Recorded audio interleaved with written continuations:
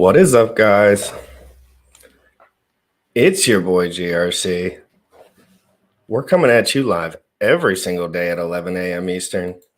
What the heck is going on in the Hex and in all of these ecosystems? It's crazy. O'Leary's clapping people on a boat, I heard. That I was with BitBoy and Richard and all these people when they were all letting me up on the spaces because I have razor sharp abs. And it was a pretty hectic weekend in cryptocurrency. But we moved forth, and we moved forth with anonymity in mind today. Okay. So what do we got here today? What is the intergalactic mission? Oh, I forgot. I'm not going to pull this up right now, but if you guys know, you know. Me and Sam are going to do a little bit of reading today, okay? We're going to do some reading. We're going to figure out what's going on here with M87. Meisser, I don't know exactly how to say it, but Heartel DM'd me last night. He says, are we still on? And we be planning for Monday. So we're going to pray to God that he's here. But if he's not, luckily Sam knows a good amount about this and we can just read through it, learn. I've looked at some of this stuff. I'm interested in a lot of the concepts. I have no investments in any of these things. I really don't. I don't know if I care about anonymity as much as everyone else. I don't know. But I'm curious. I've never been one to feel like I've had too much anonymity. But the guys that have millions and millions and millions of dollars in crypto, Sam, don't you see some problems that could come up if you've used Tornado Cash in your history? You've used all these things in your history, Sam, with millions of dollars. And then you come into a lot of problems because now the Tornado Cash guy is in prison. And when all this came out, that was not the case, I'm pretty sure. So this is a very interesting concept. I'm excited to see what Sam has to say about it. Crypto in the morning. Guys, we're waiting 2030 Hex Heartel special guest. Make sure if you know him, you text him and you tell him to wake up and get his ass on the show. So that would be ideal. Crypto in the morning live every single day at 11 a.m. Eastern. I hope everyone's doing amazing. And you already know what time it is. Crypto in the morning. Crypto in the morning. Crypto in the morning. Waiting on phone. Crypto in the morning. Crypto in the morning. Crypto in the morning. Crypto in the morning. Crypto in the morning. Waiting on phone. Crypto in the morning. Crypto in the morning. Smoking no blunt on my way to the gym. 11 a.m. I'm already tuned in. Got me some hex and I'm making a stake. Got me some heads on, I'm making it rain. Pay me some maxi and that's just in case. Jim ready to send me to show you the way. D5 Pro, yeah. Crypto in the morning. Crypto in the morning. Crypto in the morning. Crypto in the morning. Crypto in the morning. Crypto in the morning. Crypto in the morning. Crypto in the morning. Crypto in the morning. Crypto in the morning.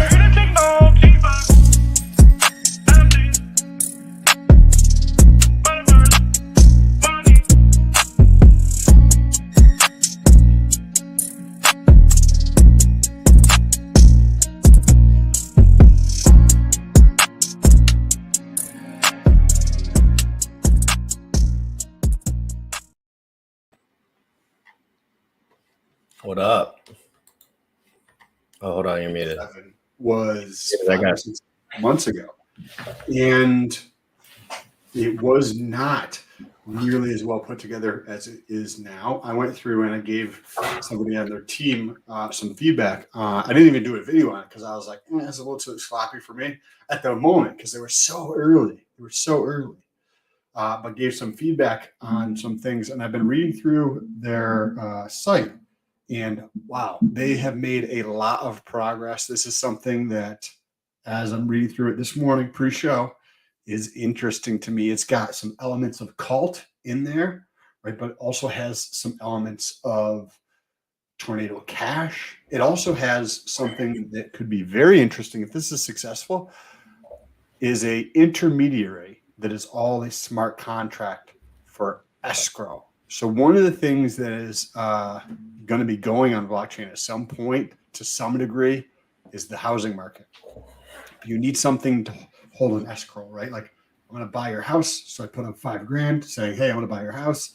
And then we fulfill on our ends of the contract. Either it goes through or it doesn't, and I get my $5,000 back. If it does go through, then the $5,000 goes to you. But there's this third party that's trusted. But instead of like having a third party that just rapes you on fees, what if it was a smart contract and the fees were, 90 to 99% cheaper, right? If that could be all coded in to have a smart contract to do that, to have privacy, you have all these other pieces. I don't know. I'm excited about this project. What did you see? Well, first, if you don't mind, like when you first looked over this, what did you assume that it was, and what were you kind of thinking about it? And then what are some of the things that you've seen change? And I'm not 100% certain who the founders and everything are. I know Hex Heartel is on the team of some sort, at least via his bio on Twitter, and he is our special guest for today. But we will wait, and we will let the Lord do his work. So Sam, tell me what you've seen, what it is. Try to explain it. I kind of saw it as a Tornado Cash alternative-ish with there's nuance there, of course, but with buildability, more features, more thought in the future for more decentralized systems within. That was just the one that people use off the jump, probably would be the transaction, right? So what do you think? And then what do you think now? And what do you try to explain to everyone a little bit what's going on? M87 Meisser. I don't know how I'm supposed to say it. So I don't want to say that I have a full understanding of it, but the essence of what I'm seeing is, and I don't even want to make the analogy here because it's an analogy to something that I don't care for that much, which is what's that project that is in launching a Pulsechain with like 87 different things that they're doing, and Power City. What is it? Space City? What is it called? Power City. Power City, right? Where they have like multiple different pieces that they're doing, right? Well, according to my elementary research this morning, you have the Meisser 87, right? And it has multiple pieces inside of it. And there's a DAO, right? That has the collection of those fees. But as it collects those fees, it distributes them. So the DAO can only hold a certain amount of cash.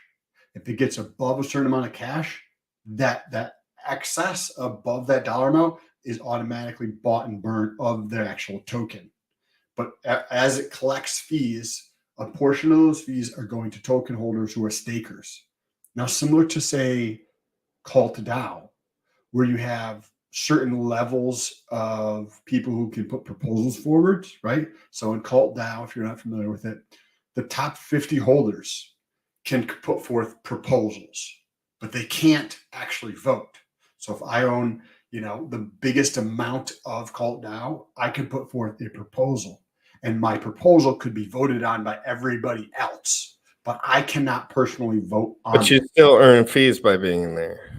So so you go through and stake, right? And you can earn fees that way. So when you stake, you get the largest person gets the most benefit from the DAO and the most rewards. Well, I mean, if I own 10% of the pool and you own 3%, I'm going to get 3 times more. Well, what's the rewards? So the rewards are going to, from my understanding, the rewards are going to be coming from Tornado Cash, right? When you use Tornado Cash, I think that there was small fee and that just went into like the people who created it or something. I don't know fully, but in this protocol, the fees for using Tornado Cash 2.0 called Meisser 87 or whatever, the fees from there, I think, are just going to be going to the token holders who stake, but it's not quite as simple as that. So say, $1,000 of fees comes in. About 12% of those fees are going to stakers. About 1% is going to be going to, they have an NFT. I don't know if there's other benefits to their NFT. 12% is going to be going to their NFT, but I like things that earn money, right? So the NFT could be something interesting to check out. And then 87% of the fees that are collected go to the DAO. Once the DAO reaches that cap, that threshold of, it has to have a maximum of the maximum it can hold is around 87 ETH, right? So if that ETH is $1,100, right, then that's $93,000 or something like that, right? So that's the most the DAO can hold. Once it gets past that level, the excess is bought and burned, right? And then there's the escrow portion, right? So we're just seeing a lot more thought about the user, the end user, with all of these mechanics, basically. Yes. Like you're seeing a lot of nice loops that are beneficial rather than when you usually see negative externalities that go in someone else's direction. And the escrow thing, bro, if they can nail the escrow piece, there's a lot of times in business where you having an escrow is very important. It can help facilitate business transactions. So but in this sense, it's immutable software, these Correct. escrows. So no human can interfere with them, which is critical. Obviously, we're going to look more into these things. We're not shilling any of this. This is more like DeFi stuff, not number go up super much. I'm sure the coin will do good or whatever. I don't know about all that, but I'm not focused on that right now. We're in a devastating bear market. You're not going to catch me buying something at a whatever rate when we're watching Hex go. Oh my God. Hex Heartel is in the green room. Guys. Yo, Are you kidding me? I was even saving this one. Are you kidding me? Guys, we have a special guest. We were going to pull up everything, and you know what? I just want to chat with this man for a minute. I have a few questions for this man. I'm confused. This man's name is all over my DMs, all over everywhere. People talking about him. Get him on the show. Talk to this guy. He's got insight. Sam, I noticed that a lot. I noticed that more than anything. So let's bring him on. Are you ready? I hope you're ready. You can let us know in this private chat He there. doesn't have a camera on, which is great. I didn't expect him to do that. And I'm glad that he's here. And don't worry about anything, bro. I know we haven't talked about it, but we just want to learn some shit. Let's go.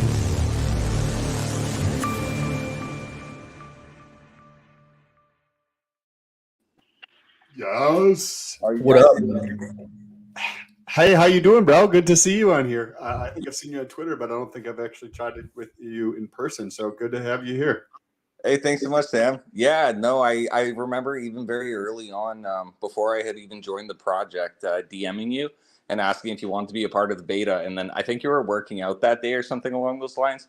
And it kind of just didn't end up working out time-wise. But you even ended up in the group for the beta, but just happened to just miss it just slightly. So, yeah. But there was like a 2 or 3 day period of time where I was like just a little short, I think it was. Yeah. You shouldn't listen to Sam. There was a couple guys in my Twitter feed today called him an idiot. So I'm telling you, something's up with that guy. No, and they were all had NFT pictures as their PFPs. But anyway, that's not important. Can I ask a few questions real quick? I've had a lot of pent up energy from a lot of different reasons, but we're just going to have a chat. So what is up with I want to ask you, why are there so many people tagging you?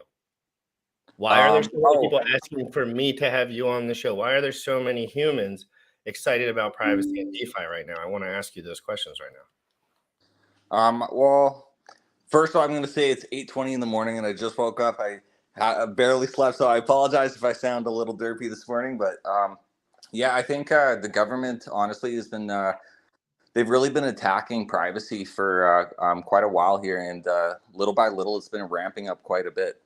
And I think that people have really come to realize, as they've lost so much privacy over the last couple of years, especially, and they've kind of been duped into just giving it up so freely, just how valuable privacy actually is. And so Richard, actually, it was really interesting. Richard Hart gave an example in one of the streams that I listened to the other day, and it was very similar to a stream that, or almost every example I've ever given.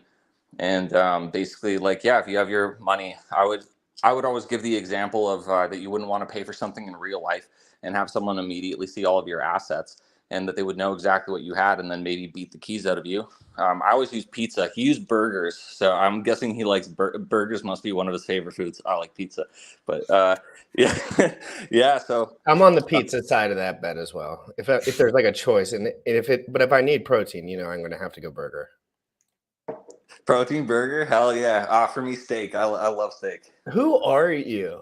Not in a mean way, but like what is your relationship with all these people? You seem like you know what's going on. Everyone seems to know you. Like, Have you been in since the early days? Have you seen all of this play out? Were you in Ethereum at some point pretty early? Like, how did you wiggle up in this jump? Oh yeah, I mean, I had Ethereum back in 2017, and I also had BNB very early. I got into Yearn Finance quite early as well, and yeah, I had also picked up some Hex quite early. I didn't actually chill on social media really. Back then, I was kind of enjoying life a lot, and yeah, I was working for a telecommunications company in Canada as well as like a senior marketing manager, and yeah. Tower climbers? Were you like in the office that was doing cell work kind of stuff? It was essentially for cell phones and home entertainment and all that types of stuff. But yeah, I mean, I would sometimes speak to people like in offices. So say I can't say which cities, but essentially in certain corporate offices, yeah, I would have to go in and speak in front of like 200, 300 people and tell them exactly how to talk to people. And yeah, basically how to use tonation and then how to use embedded speech and stuff like that. So very, very valuable information for other people to learn that kind of stuff. That's important. We haven't chatted in, as you mentioned, we haven't chatted in a number of months. And I'm doing some research for the show and reading through the site, and it looks like things have evolved drastically.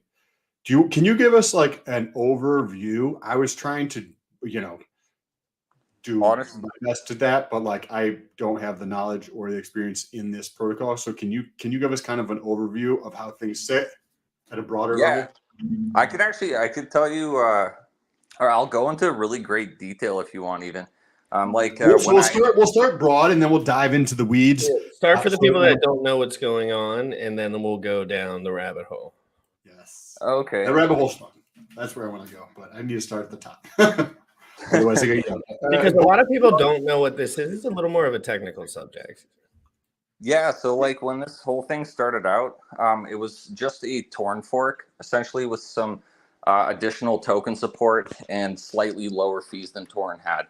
Torn always presented that their taxes were 0.4%, but they were actually closer to 0.6 to 0.8 because of the relayer cost that they never actually advertised on site. Whereas when I came to the project, the taxes were listed as 0.4 and it was below the 0.4. So these guys were actually accurate, or they were honest in what it is that they were claiming the cost was to transact on their privacy protocol.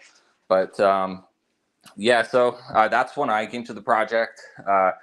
Basically, my first encounter actually with them was seeing a slight little hashtag. I think it was shilling cult at the time. I even shilled cult in Sam's comments, and I got everyone to rate it from cult, which is how they ended up on here. You like Colt DAO as an investment? Do you enjoy Colt DAO for yourself as an investment or whatever, like a community? I don't even publicly say it, but I mean, actually, I don't own any cult anymore. And I don't want to say the reasons for that, but I'll just say that I don't own any. We're on the same exact boat. We're on the same boat with that one. Yeah, I think that the community is full of a bunch of good people, but it wasn't an investment that I would want to keep in my portfolio. And that's just for myself. Zen, on the other hand, that everyone fucking hates, I fucking love that shit. I've minted a ludicrous amount of wallets. So very bullish on that. But yeah, let's see. Oh yeah, so when I came across these guys, I just saw a little hashtag, and I think I was drinking. I was having some fun. No. You hold up. You stop. Everyone stop. You see, this guy said he had Ethereum in 2017 and that he bought Hex early. You see that everyone in Richard slanders me because they know it's easy to do and it's kind of funny as well. Just understand these are ERC20s that you can mint, stake, and send. And they have different pools. And if someone says something is a scam and doesn't really explain themselves, you just heard it here first. This dude's probably doing pretty good, better than you. And he minted a lot of Zen wallets.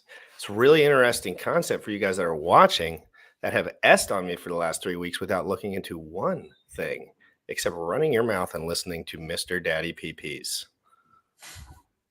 Yeah, honestly, like even just speaking about Zen, I really, really like Zen.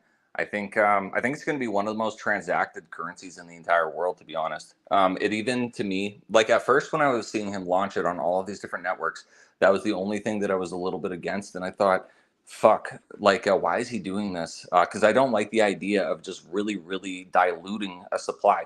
Then I thought more so like, okay, even though he referenced that they could reach parity at some point in the future, he was talking about like 80-year time frame. So I'm like, yeah, I don't even see it reaching parity at any time soon, or even becoming close in value, just because the supplies will be so different on all of those different networks. And I thought, what could be the benefit? Because instead of just sitting there looking at what's the issue with launching on all these on all of these different layer ones and layer twos, like what could be the benefit? And I thought, wow, this thing's like a fucking virus. He's literally launching this on every single fucking network. You can't get rid of it.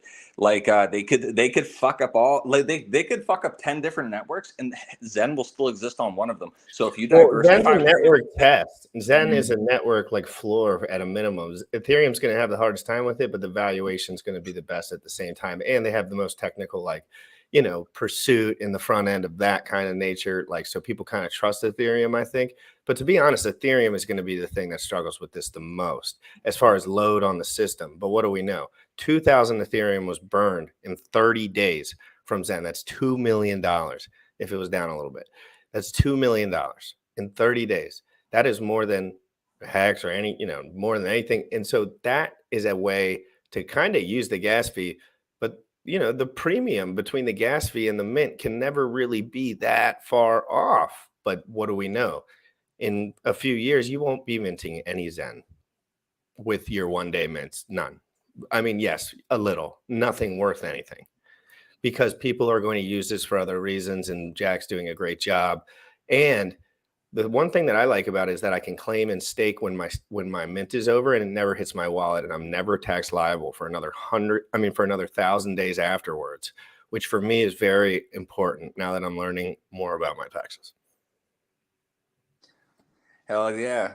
And yeah, you know what? Another thing that everyone kept criticizing was just how large the circulating supply was going to be in the future. And I thought, well, no one can really, like, it's pretty unquantifiable as to how big the supply will actually be, just because you don't know how many people will miss out on their stakes, how many people will die their back. I mean, of the of like random circumstances, and yeah. So, I mean, but even then, you would want a highly liquid supply. In fact, any of the Hexicans that asked me about this at all, I said, well, why do you think that Richard just went and created Pulse and it has such a liquid supply? What were all the reasons he gave for that? Because it was literally it was easier to transact with. You don't want to look at things in fractions. You don't want to pay in fractions of something and pay in Satoshis. So like, yeah, I don't know. I think it's going to be a good thing. I think we'll eventually kind of like bottom out somewhere, and then we'll see, just like Jack said, the buy pressure will rise, then people will mint more, which will reduce the rate at which you can mint it, which will then make it more valuable to just buy it, and it'll just keep raising the floor, and it'll almost like a stable coin that actually gains value, kind of to start moving the floor up. And I think it'll be very easy to transact with because it has 0% tax. All of the value is really like determined by people themselves, very similar to Bitcoin. Even the criticization of oh, well, people were using like batch minters to mint these tokens. Okay, who gives a fuck? Did they spend their gas money? Oh, they did. Oh, okay. I didn't do that. I thought that was the worst play. What do you think of this stat? So I'm looking at Deck Screener, and I'm looking at two sets of pairs, Hex and USDC. 930,000 in USD volume in the last 24 hours on 6 million of liquidity, right? That's been out 3 years as of next month. So in 3 years, you have 6 million of liquidity. No, it's 3 years now. I think they had a 3-year thing about it. And 900,000 in volume. Zen, not 3 years, but 30 days, right? 45 days, whatever it is, right? You have 300,000 in USD volume traded in the last 24 hours. And that is on 268,000 in liquidity. So effectively in 45 days, the amount of volume that is traded in Zen in a 24-hour period is about 1/3 of what it is in Hex. And yet the total liquidity is like microscopically low. Sam, let me blow your mind real quick though. So you see that low liquidity, 250K over there, but you see roughly like double that or a little bit more than that in the trading volume, which is a bullish indicator for you as a liquidity provider or someone who's going to be in that. But what you don't understand yet, because I didn't know this till yesterday, go to gate.io and you'll see $527,000 in liquidity on Zen, and you'll see another way more transactions over there, way more Zen burned over there, way more trading over there. And that's not on Uniswap. But what do we know about Hex? It's not traded on those other things. But why, Sam? Why? That's the big question. Why? Now, Richard says because people don't like each other. I don't buy that bullshit. That's not how they don't like him. No, that's not how business works. Though, if they were going to make money off this shit, but they don't like him, and that's a big piece of it too. But I think it's important to remember, Sam, all that counts. All that stuff counts. That's all Zen. That's all being traded, and that's more than what's on Uniswap. So there is a pool larger than that one on Gate.io. Well, we don't need double your statistics. Double your statistics, then. I agree. I think it's very interesting. I think we all think that Zen is very interesting. But let's go back to M87. So and that was Heartel's fault, by the way. He brought it up and said, I totally did. You know, I'm triggered by that. So that was an immediate sidetrack. Not my fault. That one's on the Lord. It's Monday. So let's get back into this, though. For real, dude, what are you getting into? Are you trying to really change the dynamic of I see your website. Sam said the updates to it were phenomenal. He said it was absolutely more dense, absolutely more thorough, absolutely more effort or whatever, more time. You got it. What are the big pieces of it? Yeah, tell us the big pieces of what you got going on with, and how do you say the word properly? It's actually Messier, but everyone seems to call it Messier, which is fine because even some of the earlier tweets that I did, they were marketed in a way where we just used the word Messier, so it was nice. But like early on when I came to the project, at least, I was drinking on a Friday night. Like I said, I saw this hashtag. I went to the website. The website looked kind of cool and interesting, and it almost looked a little retro. And then I noticed some of the text looked like whoever had written it was well learned enough, but then also had kind of written the sentences a little wrong. Like the grammatic structure was incorrect. And I was drinking and I thought, you know what, fuck it. I'm going to do something nice. I'll just correct all this shit for these guys. I'm going to jump in their Telegram group. I'll ask for the devs. So I corrected them quickly. Took like 10 minutes, 20 minutes. Asked for the devs. Mad just popped up and I said, hey, buddy, you guys have some mistakes on your website. I already corrected them for you. Here you go. Like, if you want to use it. He said, hey, thanks a lot. What's your wallet? And I thought, oh, fuck no. This guy's asking for a wallet. This is sketch as shit. So I immediately hop on. I give him a fake one. And I think, oh, yeah. So are these guys going to be some pump and dump scammers I'm about to expose or some shit? But instead, he just sends me this ETH. And I'm thinking, oh, yeah. So this guy just sends me hundreds of dollars for free that I never asked for. And he didn't owe it to me. And I had already given him what he needed. So he had nothing to gain from me. And I thought that's really interesting. So I kind of just paid attention to their community. And then, that beta was coming up. And after seeing how they were interacting with their community and everything like that, I thought, okay, these guys are legit. And so immediately I had come up with the idea for a DAO for this. And basically I wrote them a white paper. I emailed it to him. The next day he said, hey, buddy, we want you to work for us. So, they brought me on board. And then even when Torn got sanctioned, obviously, right? We had two Torn forks up and running. We had Black Hole, which was basically the Torn fork or the V1 fork. And then we also had Torn Nova fork. And we actually had stable coins supported within it as well.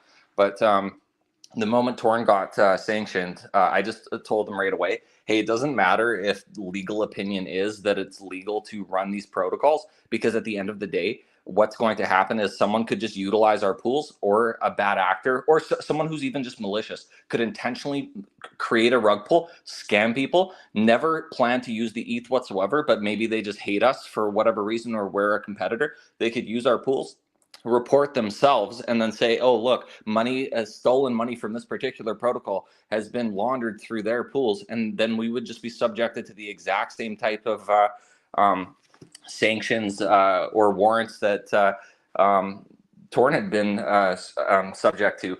And at that point, we wouldn't have been able to show any transactional data either as to whatever this wallet was, which would leave us in the exact same position as Torn, which would have risked all of the token holders, anyone invested in the pools, anyone acting as a relayer, or any potential venture capitalists that could have invested their funds, such as was the case with Torn. Like you had Antalpha, they were heavily affected, and there were many, many people affected. And I thought, why are all of these people being affected? Because there's some bad actors that are able to utilize a protocol for a purpose that was unintended in its creation. And I immediately thought, okay, well, what's the solution to this? It's like, oh, well, we could just take all transactional data. We could store it in IPFS, tied to a 3-person multisig. We would have a multisig Chainalysis who works with governments internationally as far as regulation. They could have a multisig, and the user could have a multisig that ties to that transactional data. We would never be able to see the data without the user, which we would have no way of contacting the user anyway for something like this, and there would be no need for us to see any data. Or we could contact Chainalysis, but there would once again be no reason for them to provide one to us, and their job is literally to investigate people committing cybercrime. So if we were attempting to gain access to the records belonging to other individuals, that would likely be a red flag. I'm sure we would be reported. They'd investigate us and arrest us, right? So that would never happen. But then in the case of the government, let's say you have the next Lazarus group that steals another $400 million from Axie Infinity, and they manage to bypass the address screening that we also added in that would filter out high-risk wallets from being able to connect. Let's say they managed to get through that, and they are able to dump in $400 million that they broke up apart a whole bunch of wallets, and the government is able to connect the dots, and they bring substantial evidence to a judge, and they're able to obtain a warrant or a subpoena, and then they say, hey, we need access to this wallet or these particular wallets' transactional records. And we say, oh, okay, well, we have our lawyers look at everything, make sure it's all above board. And then if it is all above board, they can deal with Chainalysis. We act as a multi-sig on the information, and they basically see the equivalence of a transaction hash.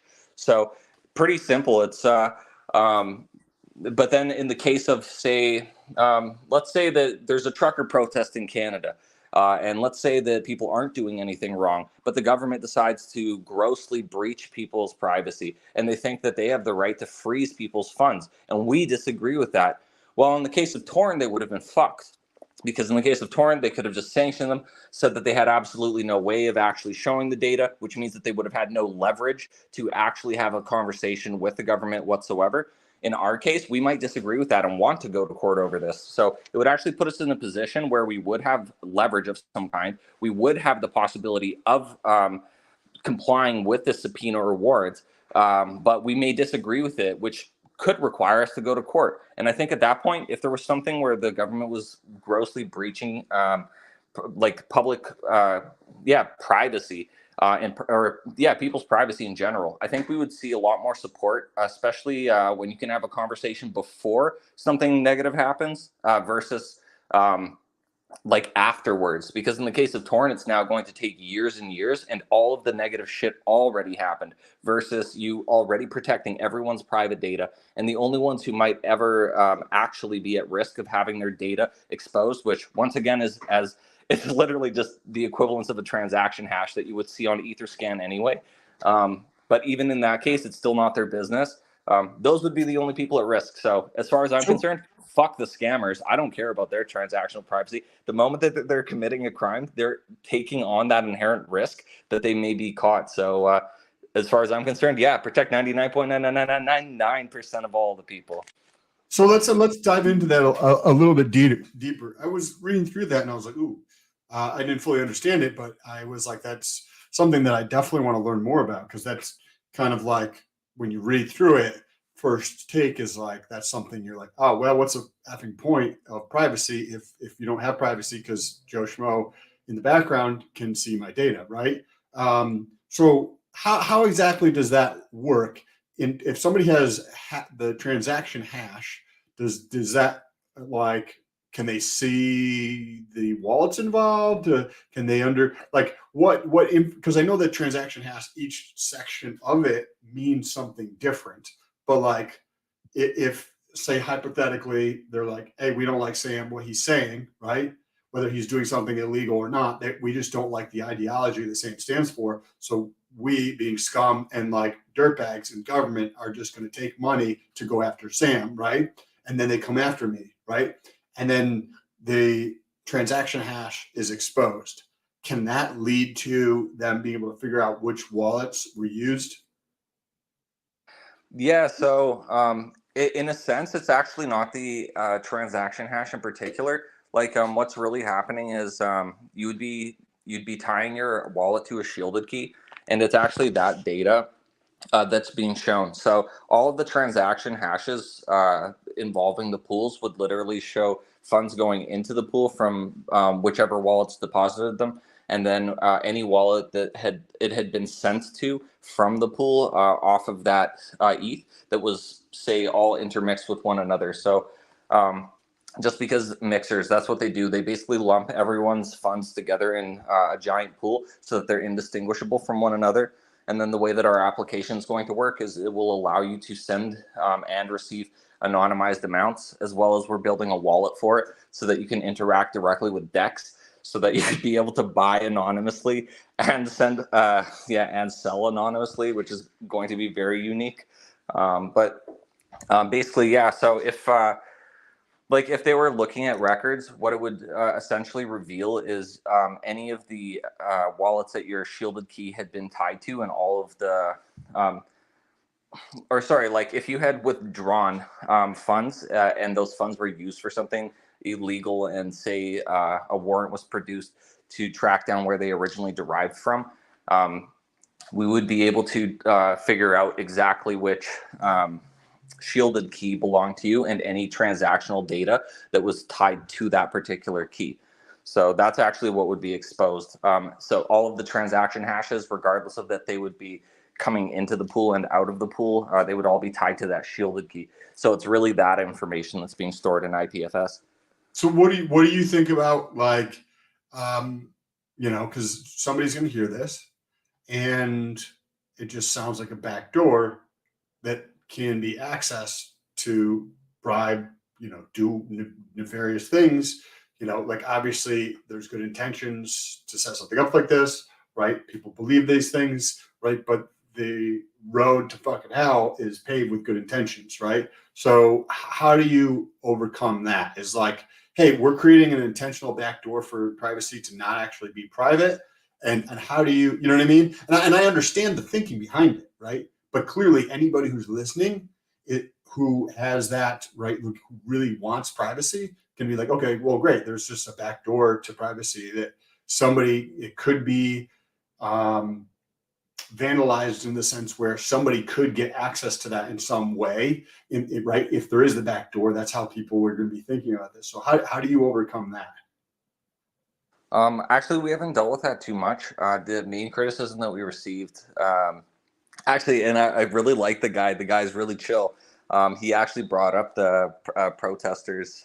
It was Hex Tangent, which I'm sure you guys all know. He's super chill. So, and very well spoken. So I think it was during like a Staker class stream or something. But in any case, actually, I haven't had that line of questioning really. I don't see a backdoor for us per se, just because we can't actually access the data. We would require another individual, whether it was the user or Chainalysis, to do it. And Chainalysis is a stellar reputation. So how would that work from a semantic standpoint? Like, if you don't have access in terms of contacting me, how are you going to have, you know what I mean? Like, so you'd be like, okay, cool. We have access to this data, but you have to get to the actual person to see where the transactions are, right? Like, so that doesn't seem like a viable option if you're trying. No, we don't. Since it's a 2 out of 3 multi-sig, let's say that they submitted us with a warrant or subpoena because $400 million got laundered through it by Lazarus Group, and they have pretty undeniable evidence, enough so that a judge says, yes, okay, we'll give you this warrant or subpoena. And they present this to us and everything looks above board. And we say, okay, sure, we'll act as a multi-sig. They would then deal with Chainalysis, who works with governments internationally. who would then use a secure portal essentially to request this multi-sig, which we would then comply with in this circumstance because we were in agreement that, okay, they do have all of the legal, like they went through all of the legal procedures to actually obtain this document in the right way, and they actually did their job. And like they have something here of substance where they just simply want to continue on with their investigation, but they're not just breaching people's privacy. Sure. So in that case, we could just act as a signature, which would then allow them to see these records. We wouldn't even see the records. Like we in particular would never see these records at any point. Yeah, like we would never see the records. The user could always see their own records if they wanted. We're going to automate it that if they were to use the same portal, which would be very similar to Tornado Cash's compliance tool, that would generate you a compliance report that was able to be utilized for taxation purposes. This will be very similar, except that we just simply would never be able to use it on our end, but we're able to act as multi-sig. So like the user could go in, see all of their own transactions by requesting it. We would automate it that the signature that's issued to the user is always automated to have an approval from us. Our show would automatically sign it, and they would have access to seeing their own data that they could then use for taxation purposes. That's this is very cool. I like the development. One thing that I think is helpful for people is having the correct information, right, to be able to make decisions. And a lot of the times in legacy, that information is obfuscated and held back so that manipulation can happen instead of having everybody have the full picture to make the decisions as best for them. If this is the case on how these things are moving forward, is there anything that's going to be in place so that a warrant and or subpoena comes in for data, that when this is presented, it is also transparent so the entire community can see that somebody's trying to steal, like this government is coming after this data. Is there a way to get it so that that can all be transparent to give the community information in a way that is automated, right? Because like, I think that would be tremendously valuable to people as well from a trust building standpoint, from the protocol standpoint, but also from a knowledge to just be able to understand what's going on. Actually, I'm not 100% sure. I would have to look into the legalities of that just because there could be personally identifiable information existing in the warrants themselves or in a subpoena. So I'm not sure if that's something that we would be able to provide. I would have to look into that. But yeah, that actually does sound very cool. If that was able to be transparent, yeah, that actually sounds really, really interesting, actually. So maybe there is a way to do that. I think that even if you did it without the PII in there, like Google, I think has, and maybe Microsoft has a tracker for the number of requests from law enforcement. So yes, obviously that's not like a lot of data, right? They're like, okay, the number of requests this month relative to last month has gone up, and you get to see what geographic region it's coming from, but it's not really telling you that they're coming after this individual person. And it's not like a full picture of what's going on, but I think that could be like, to help build trust in what's going on could be very valuable. And then it also gives people like the talking point to, if you believe that we actually have any type of representation in government, like when that's not just 100% corrupt, it's a talking point. Well, it depends who is in government. Yeah, I mean, there's certain systems within legality that can change really quick if somebody else is in charge, and they happen just like that. Trump, how many people got out of jail because Trump said, if you have 2 guns and you never killed anyone or shot no one, you shouldn't be in prison for 60 years. And then all those guys are out now, whether you think that's a good thing or not. Things can change quickly when someone else, and we know the election cycle's coming up. So there's a lot to unpack with that and as well, but we don't have to do that. So this is okay. So we got the privacy pieces similar to Tornado Cash, but you guys are building your own stack instead of using Tor like base code. Can you talk about the DAO and how that works? But also, I think I read that, I don't know if it's out yet or if it's going to be coming out, but an escrow service, right? Can you talk about what those? Yeah, I'll run you through this whole shit. Tomorrow, actually, we're launching OpenHatch. That's the escrow service, which will essentially allow you to OTC. And you'll also be able to set up subscription services. So very similar to like a Patreon. So like, Oh my gosh, that's fucking awesome, dude. Yeah, bro, it's sick. And No, then let me get on there and do some shit. hell yeah. More Yeah, it should Patreon. be live in the morning. I might even have like an early link if you guys want to check it out. Dude, I'll be in. Dude, hit me up with everything. I want to. Since it's coming out tomorrow, you know me. I love those. I love being in when it starts. Hell I'm so glad that we're having this conversation again, because I was literally just thinking about like, okay, there's several projects I like, but like I feel like I have, you know, appropriate amounts or something like that, but I'd like to find something else that I really like and enjoy that is separate, right? Because if you think about like the Richard Hart ecosystem, right? You're like, okay, cool, good projects, like you like to think it's good projects and that kind of thing, but then you're like, okay, there's a risk factor there, right? One person owns 90% of the supply, with whether you think it's a good thing or a fucking bad thing, right? One person owns a part of this, the vast majority of supply, which is a risk, period, right? So I'm like, okay, well, there's a lot of other things out there that are very cool that I would like to start checking out. And I appreciate this conversation because it's very interesting. So tomorrow, OpenHatch is launching. Yeah, tomorrow OpenHatch is launching. Essentially, like you'll be able to OTC with people, and like if I or actually, what is it? Like let's say that you ended up in a dispute on a particular transaction that you're performing. Like say someone asked you to produce something for them, and you agreed to produce it for them, and then they would essentially put up some funds. Let's say that they agreed to pay you $10,000. They would then pay 1% above this $10,000, which would secure their funds. I think that they implemented where they can pay half and half on this fee, but don't quote me. I haven't actually looked at that part yet. I just mentioned it to Neo essentially and told them like, hey, it would make sense to me at least if both sides could choose to split this fee, just so that it is more equal on both ends. But I'm not sure if they implemented it yet or not. But in any case, 1% will be taken above the cost of the total transaction. That fee that comes above it is a non-refundable. The remainder of that remains in the pools until a transaction is completed. And essentially, let's say you produce the work for this individual and then they chose not to relinquish your funds. You could then dispute it. The dispute would end up at a set of validators who would be acting as arbitrators. There would be 3 validators arbitrating the dispute.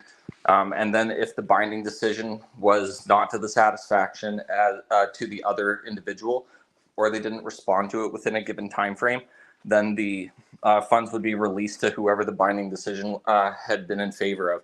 And then if it was redisputed because someone disagreed with the arbitration, then it would go back to a set of different validators who would then arbitrate the matter as well.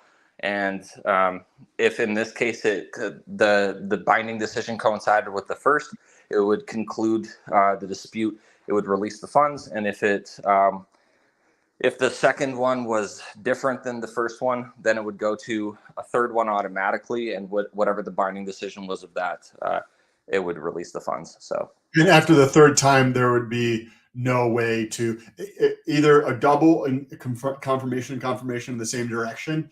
It cannot be redistributed. It could not be arbitrated again. Or if it was flip-flop and then back to one side or the other, after that time, that you can no longer bring it up for dispute. Yeah, that's correct. How does the arbitration work? Because one of the areas that is very tricky is when you come from the physical world to the blockchain world, right? And you have to deal with an individual, right? Because individuals are where the problems happen, right? Because they lie, they don't follow through with what they say they're going to do, right? So we're trying to help facilitate trust here. So how does that work if, I'm like, hey, I'll give you, 87 of these things, or Patreon thing or whatever the case is, like you get a call or whatever, you get access to a certain amount of data or information or whatever the case is. And then you just don't like it, or you have buyer's remorse and you're like, hey, I want my money back, right? How are these like things thought about, or like how are these solved in an equitable way, or how are they taken care of? Yeah, so there's a shielded key that exists in the chat, and basically what would happen is the conversation that you're having within what we're calling a hatch, which is basically a private room. The conversation that you're having regarding a particular transaction that you're setting up with another individual will actually be used in the dispute. So this conversational record will essentially be disputed, and you'll be expected on your end to shield all of your personally identifiable information to make sure that no bias can take place. And both parties will have to agree to to each other's shielding of this information. So you'll be able to see what the other person shielded as well. So let's say if there was a company name in there and maybe it was like a well-known company, and someone who was looking at this from an arbitrator standpoint, they would be able to go, oh, well, I have some money sitting in MEXC, so I don't know, maybe I don't want to side against them, even if they clearly did something wrong or whatever it is. All of this information is expected to be shielded, and it should be done so from on the user's end. So we won't be able to see any of the data since it's all private unless it's disputed. And at the point in time at which it's disputed, the user will be able to upload supporting documents, if there are any, or say video graphic footage or images that supports their case, and all of this will be sent to arbitration. So, and how does the arbitration work, right? So because you have to incentivize the person to be honest, right? Like, I'm going to arbitrate between you and GRC in some type of dispute, but I'm not going to do that for free. And so how am I incentivized to do a good job or be honest or you know what I mean, forthright in doing that kind of thing in the process? And how are those people picked? Yeah, so they would have to have qualifications to arbitrate, and they would be able to then act as validators by depositing, I think it's 1,000 USDC minimum into a pool, or I forget the exact amount of ETH. I usually deal less so with the open hatch side of things, but yeah, they would be expected to put a minimum amount into the pools. And they would also partake in the yield that's coming off of all of the transactions that are taking place in the protocol. Even there's a whole bunch of things actually that are going to be collecting fees that are optional.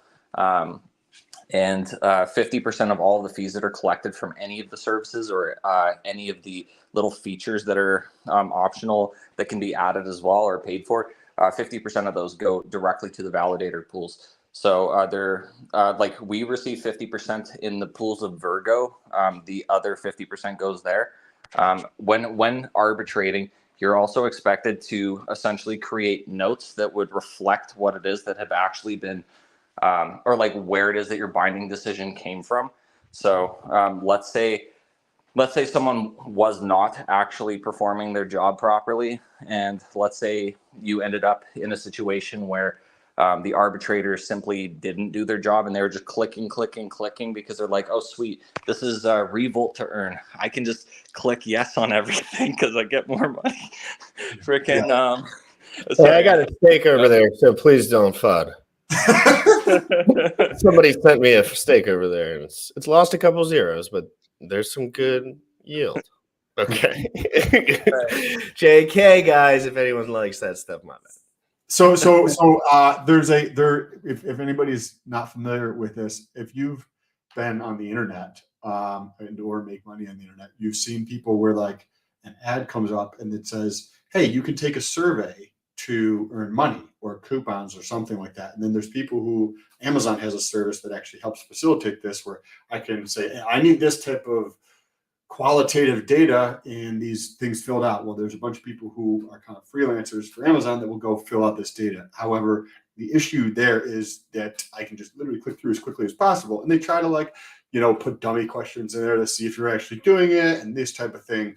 But that's what you're trying to solve in this case. And you were about to get to that point there.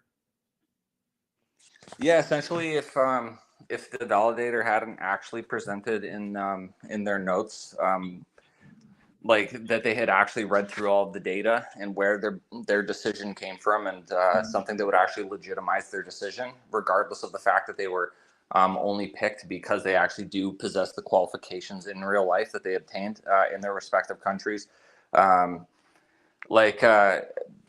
Yeah, essentially, these would be able to be disputed. So, these particular arbitrators, they could be then reported.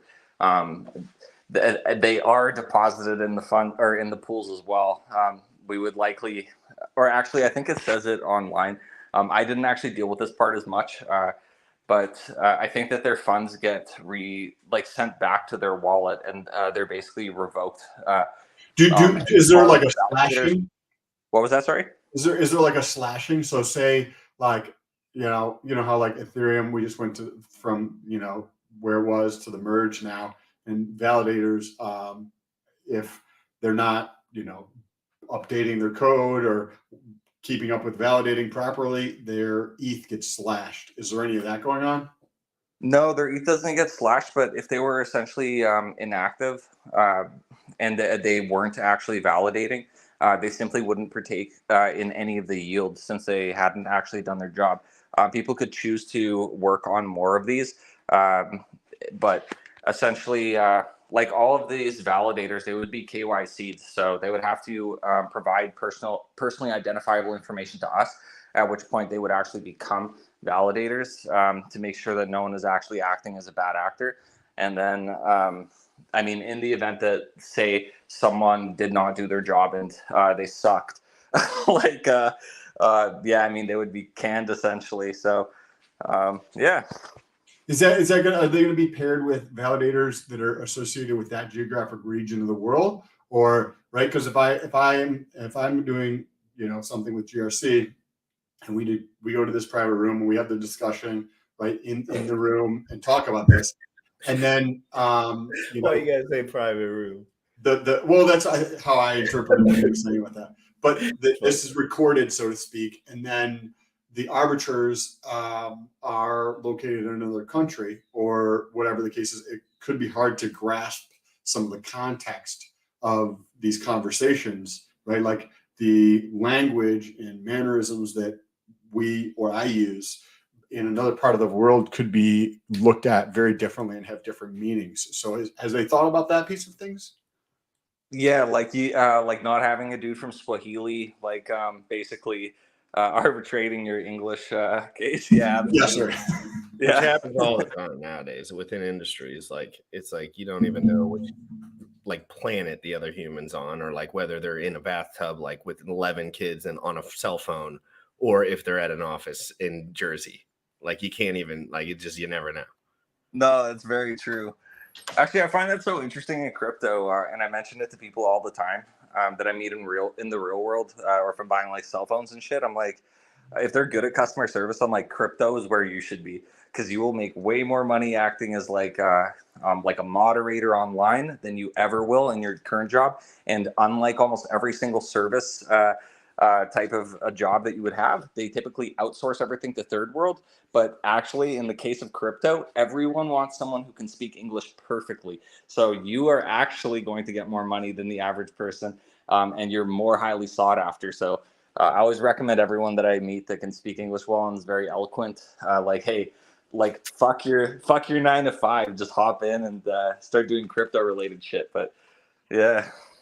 Yes. So we have the Tornado Cash clone 2.0 thing, right? We have the open hatch, or I forget the name of it. Yeah. And then there's fees on each side of those things, right? And those fees are going up to a DAO, or is there another piece that we're missing still? No, yeah, you're correct. So they'll be feeding a DAO. They'll be feeding the treasury of Virgo on the Ethereum chain. And basically the way that it works is that we're going to launch a multitude of networks, we're going to launch a suite of decentralized applications on a multitude of networks, all that have a multi-token support. And all the fees that are extrapolated from consumers of these applications will feed the treasury. So the treasury is actually not being fed off of the token taxes, even though we do collect taxes on our token, which is 3% on the buys and 4% on the sells. 2% goes to the dev team on the buys, and I think 3% goes to the dev team on the sells. 1% goes to liquidity on the buys and the sells. And so the taxes that we use are actually to build all of these applications, pay for marketing, paying for listings, hiring people, which we've hired quite a few. At one point, our team was like 15 people or so. We brought it down a little bit here just because some of the additional devs that we had were quite irrelevant to keep on. They were quite irrelevant to keep on. But in any case, we pulled an Elon. In any case, yeah, I know, bro. Exactly, fucking Elmo. Let's go. So the way that you have the M87 token, which has a tax of 3% in and 3% out. That is going to be split up between the devs, and there was something I missed there.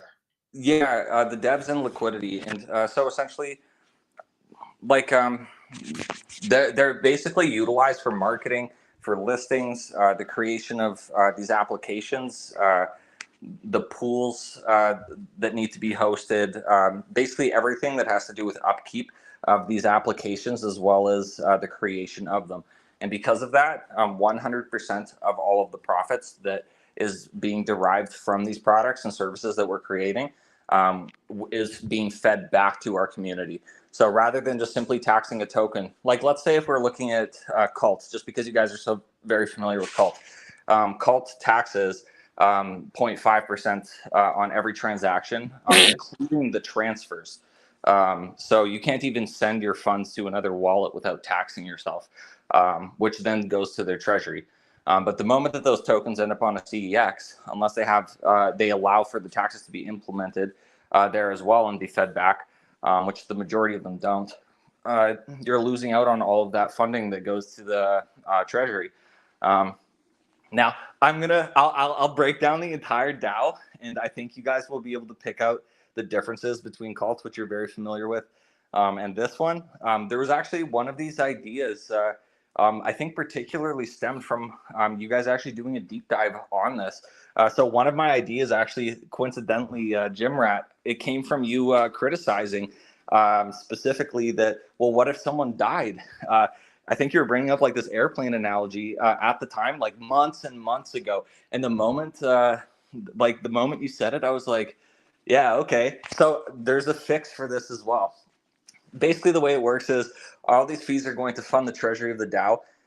Based on the amount of tokens that you have staked in the DAO, you'll either be able to create proposals or you'll be able to vote on proposals. Sound familiar?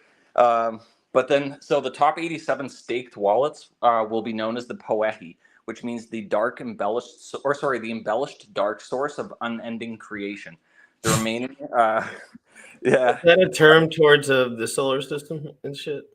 Yeah, actually, it was the name that was given to the M87 black hole when it was first photographed by a Hawaiian researcher. And it's the first black hole to have ever been captured on an image by man.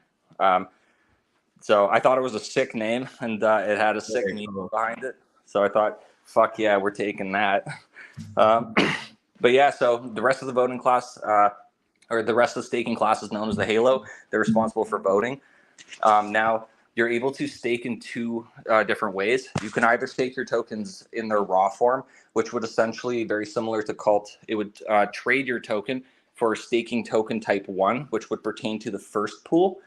Or you can utilize your tokens to bid on a unique collection of 110 NFTs. If you happen to win one of the auctions on these NFTs, what will effectively be happening is your tokens will be traded for two separate staking token types. They will then be wrapped into an immutable smart contract and bound to the NFT permanently. Your original tokens will be burnt out of the circulating supply. So this NFT will now act as a liquid stake that can be transferred in between wallets and will essentially be your key to accessing the DAO. as well as your key to obtaining these rewards from the DAO. Now, the way that this works is, let's say you're one of the top 87 staked wallets, and let's say that you're inactive, or you lose your keys, or you die in a plane crash, as was your example. A smart contract would recognize that you had not acted as a multi-sig on any proposal in 87 days. You would then be rendered as dark matter. Once you are rendered as dark matter, you still collect rewards as per usual, but you're still unable to vote on proposals. In this circumstance, the top 88th wallet would be bumped into the position of a Poehi unless the dark mattered wallet had returned an act or created a proposal, which would then, the smart contract would then recognize that this wallet had become active. And as long as the top 88th wallet that had been bumped into the rank of a Poehi was not active as a signature on any active proposal, it would then bump them back into the halo, and you would be redeemed as one of the Poehi. This will allow the protocol to operate in perpetuity. Now, and so similar to DAO, the Cult DAO, where the top 87 wallets are the only ones that can put proposals forward, but whoever put those forwards are the top holders of this, but they cannot vote.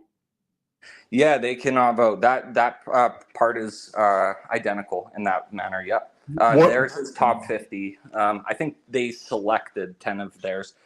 They hand chose them and gave them all their tokens, I'm pretty sure. But yeah, the top 50 for them. What are the yes, yeah, I think it was the top 50. What is the essence or like the vision of putting together a proposal, right? So with the Cult, it's decentralization, right? And reducing centralization and supporting shit like that, right? So what's the essence of direction that these proposals are going to be pointed at, right? To be honest, we're not anyone's leaders or anything like that. So although there may be although for me personally, like I may be more incentivized to invest in a particular DeFi project that I think is very valuable, that I think will be revolutionary. Someone else's intention could be to invest in some type of a dog meme coin of some kind that they thought was extremely cool. It's up to them. The voting class will essentially determine whether or not these things pass or fail. And in order to create a proposal, there's essentially three types of proposals that can be created. One that is in the amount of 8.7 ETH, which would require 3 signatures. So the creator as well as 2 additional signatures. So you would need some fellow support on the creation of these. And then also 17.4 ETH, which would require 5 signatures on it. It would use twice the amount of the 8.7. And just before I even get into the mechanics, what's very different about this DAO is that essentially, unlike Cult, because you guys are familiar with Cult, essentially in Cult, what happens is they take 13 ETH, or they sometimes do back-to-back proposals where it's like 26, such as they did with us. And basically they buy a particular token, but these funds are given to a middleman. The middleman is expected to buy the token, regardless of how much that token goes up. Even if it went up 1,000x, they're expected to act honestly and deposit those profits back into the protocol after purchasing Cult again. That's why I didn't like Cult. That one piece, that little bit, right, was why I don't like. I like Cult, but that little bit was like, not so much. So how did you get around that? Yeah, so they buy their own token essentially, and then part of it's burnt and the other part is given away as a reward. But that means that they're adding sell pressure, because the only yield that you're receiving is in the form of your own token, which means that you're adding sell pressure if people actually need to pull profits. So what ours is doing actually is we're not touching. And that's like Hex for everyone. Like that's kind of one of the things that I talk about Hex a lot, is that the regurgitated yield pool is a little bit more faux soir than it is really like you're making mad gains. And that's just, but I still think you make gains. Like I just don't think they're what you think. Yeah. So like essentially, or I'm not gonna say anything about that, but it's all right. I do see your point. Although I do see your point. I personally really like Hex, but I do see your point. So do I. Yeah. I know. Let's see. Where were we? I can't remember. Okay, so how do you get around being responsible for investments? Okay, so like everything is going to be run on immutable smart contracts solely. We'll never have access to any of the funds in the treasury whatsoever. And basically, what our DAO effectively does is it purchases tokens that were successfully voted on, and it distributes these based on your share of the pools and where they rank in respect to other stakers on a linear bonding curve. Now, the reason that there's a linear bonding curve and that you're paid out based on your share of it and where you rank in respect to other stakers is to incentivize you to consolidate all of your tokens into a singular stake. Why is this necessary? Because we have 1 vote per stake. We don't have that you get 1 vote per token, which was prevalent in, or that's how Cult operates. So the richest investors in Cult, or the most heavy investors or early investors, are able to control the entire flow of funds. But in ours, you'll only receive 1 vote per stake. And there will be a minimum variable threshold that will essentially change depending on the distribution later on. But that will essentially reduce the risk of someone breaking up their bag all over the place to attempt to gain additional votes. So essentially, you would be financially wrecking yourself because you would be ranking yourself lower on this linear bonding curve, trying to break up your bag across these various wallets, and you maybe would gain 2 or 3 extra votes in the scheme of things. So you get because the way the bonding curve set up, it's incentivized to consolidate your bag. So, but you get 1 vote, but your yield is higher, right? But if I were to break that up, and I have, instead of 1 bag with 1 vote, and I have 3 bags with 3 votes, but the yield in the pool is correspondingly low. So it's almost like a seesaw back and forth where there's a cost to breaking up the bag. I like that structure there. Thank you. Yeah. And so like the way that it would work is essentially, okay, like let's just use the most, let's use the most conservative math on this. And so the lowest denomination of a proposal that can be created is 8.7 ETH. So let's say one of the POA, he creates a proposal for 8.7 ETH to buy Zen. We're going to advertise Zen here. So to buy Zen, now it receives 2 other multi-sigs. It now becomes an active proposal. When the Halo vote on it, no one can actually see what anyone has voted on. This is all blind voting, which is also not similar to Cult, because if you take a look at what is being positively voted on, you would then, it would play into bias, and you may think, oh, look, it's already succeeding, so I might as well vote with everyone else, or I might as well not even vote because I can tell that it's probably going to win, versus if you have absolutely no clue. It also doesn't allow you to go, oh, look, this particular token that potentially even had a low microcap, potentially was a low microcap coin, that you could just invest in it preemptively, knowing that it's about to receive a minor pump. Then you sell the news, or you sell after that first pump. And yeah, so I mean, it just basically removes that entire layer of manipulation that can take place, because you aren't even aware as to where the votes are sitting until they've been executed at the end, at which point they will become transparent. So once the voting is actually passed, or this process is actually ended or concluded, sorry, let's say that the Halo voted positively on it, the results would be posted, and the smart contract will have already purchased 8.7 ETH worth of Zen. It will then distribute 12.13% to the first pool, which will give yield to every single staker, including the NFT holders. It will then also distribute another 0.87% to the second pool, which is, exclusively gives yield to the NFT holders. So the first pool, I think you might have misspoke, or maybe I'm misunderstanding. The first pool is just stakers, not NFT, correct? No, the first pool is the staking class. It's basically anyone who's staking the tokens, as well as the NFT holders, get yield from the first. Okay, pool. So you can stake the NFT as well. Yeah, the NFTs have tokens contained within them that are the same token type that regular stakers receive when they exchange their tokens for these. So when they stake, what effectively is happening in the back, like on the technical side of things, is that they're just simply exchanging their tokens for a staking token type. Very similar to how when you're staking Cult, you're exchanging it for decult. So then if you were to unstake, you would be swapping your decult back for Cult. And this will work very similarly in this circumstance as far as the NFTs. But like, let's just call it we'll just call it D M87, I guess. It would essentially be like D1 M87 and then D2 M87 because D1 M87 would be like all of the tokens will get this no matter what. But as far as the NFTs are concerned, they will also receive an equal quantity of these, but in that staking token type.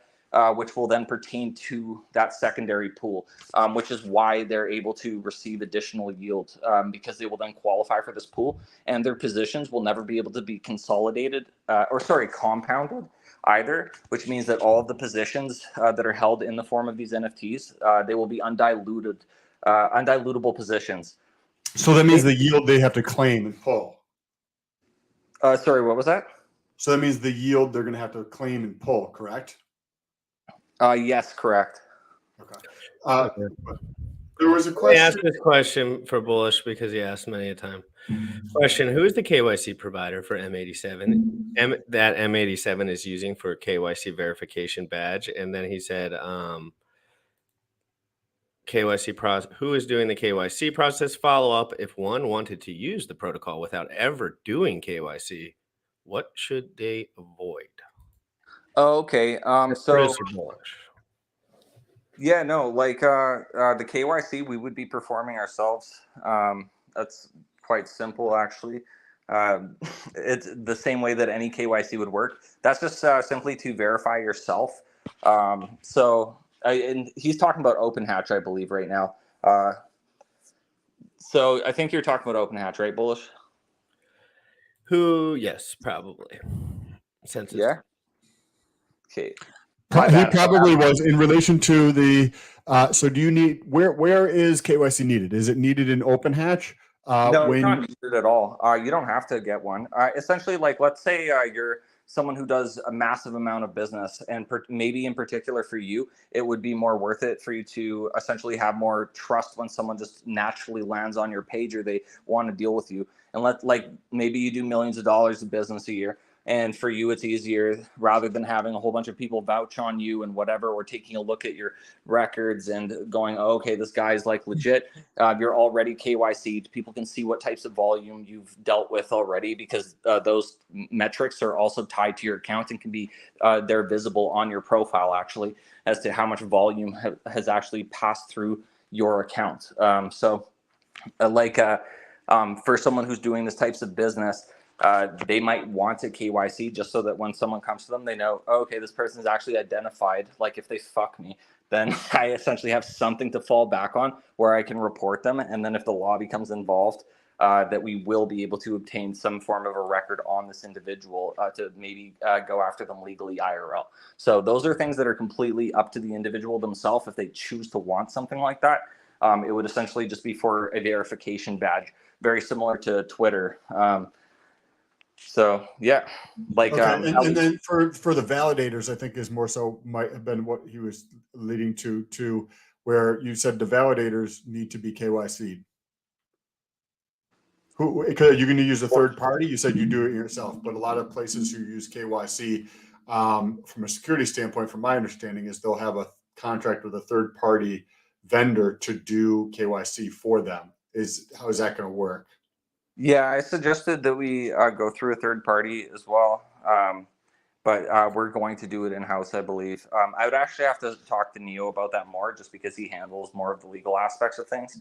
But I could get back to you on that. I know that he's on vacation at the moment for coincidentally for a couple of days. So yeah, he probably is not reachable at the moment, but I could definitely get you an answer on that one later as to how this is being done. But I do know that we did look into this very, very heavily because I was debating shit back and forth with him while he was basically on vacation at the moment. But yeah, I was debating this with him very heavily over the last week. So this is very interesting. You guys went pretty deep. I'm sure we can continue to go on for another hour. I have another call in a few minutes. If people want to contact you and gather more information and or get into the ecosystem and the community of M87, Where can people find you, and where's the best place for people to get more information about M87? Yeah, so if anyone wants, you can hit me up on Telegram. It should just be t.me/Hexican Heartel. Our group is t.me/ I think it's Meisser M87. I'm not actually 100% sure. Guys, if I'm wrong, just put it in It's the not Meisser is not how you're supposed to pronounce it, but that's how everyone is pronouncing it. Exactly. Yeah, I guess just go to our website, messier.app. Actually, it's the easiest. You'll find all of the links there. Actually, I'll just rip through this protocol really quickly then, because you got to go. So essentially what would happen is we're just going to use the most conservative math ever. So Poehi creates a proposal for 8.7 ETH to market by Zen. It's voted positively upon. So a smart contract takes 8.7 ETH at market by Zen. It distributes 12.13% to pool 1, which every staker, including the NFT holders, get yield from based on their share of the pool and where it ranks in respect to all other stakers. 0.87% goes to pool 2, which only the NFT holders get yield from. The other 87% of the tokens are stored in the immutable treasury for the duration of a cycle. A cycle lasts 87 proposals that have been successfully passed. Now, that breakdown between the two pools as far as distribution is concerned, the first pool is receiving 93.31% of the distribution, and 6.69% is exclusively going to the NFT holders on top of their regular yield from the first pool. Now, let's fast forward all the way to the end. Let's say that 87 proposals have taken place. Actually, we'll just use Zen for every example. Let's say that we voted on Zen 87 times in a row. And let's say that we end up, so we're now at the end of the cycle. 13% has been distributed off of each of these to the staking class, and 87% of these tokens have been stored in the treasury. We have a smart contract that we've coded that we've named Supernova. What essentially is going to happen is every single wallet that has been staked throughout the entire cycle is going to be whitelisted, except we're calling it dark listed to fit our theme. And so every dark listed wallet will receive additional rewards. Now, the smart contract is going to pick up every single alt token type in the treasury with the exception of ETH. And it will not recognize any tokens that have been sent to it randomly, aka a dust attack.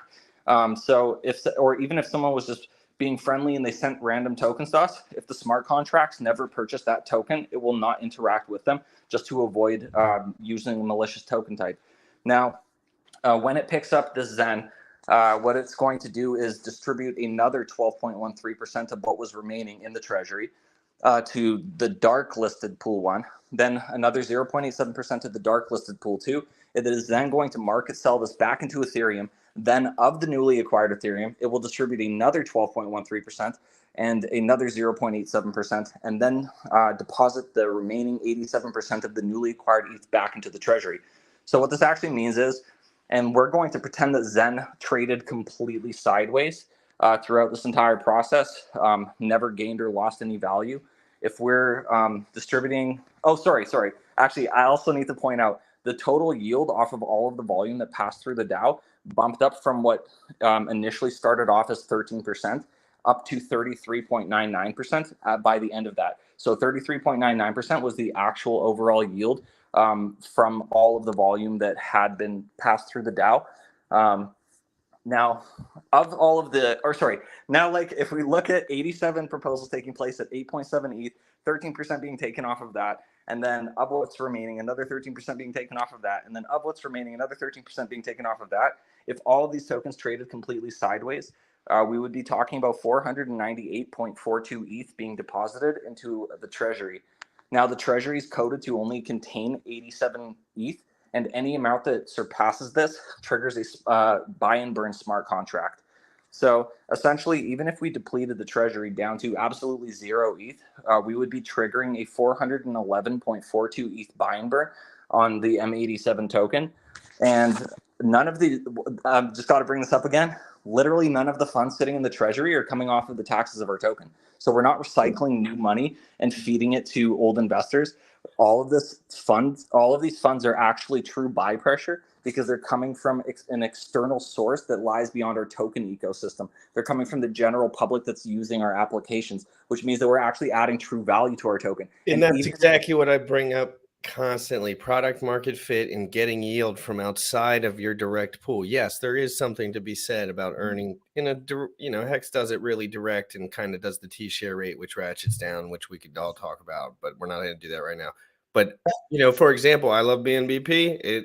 Other people come in, they put money in, I earn yield on all the money that they're putting in, right? Like I like some of those aspects to it. Sam, I know you got to go.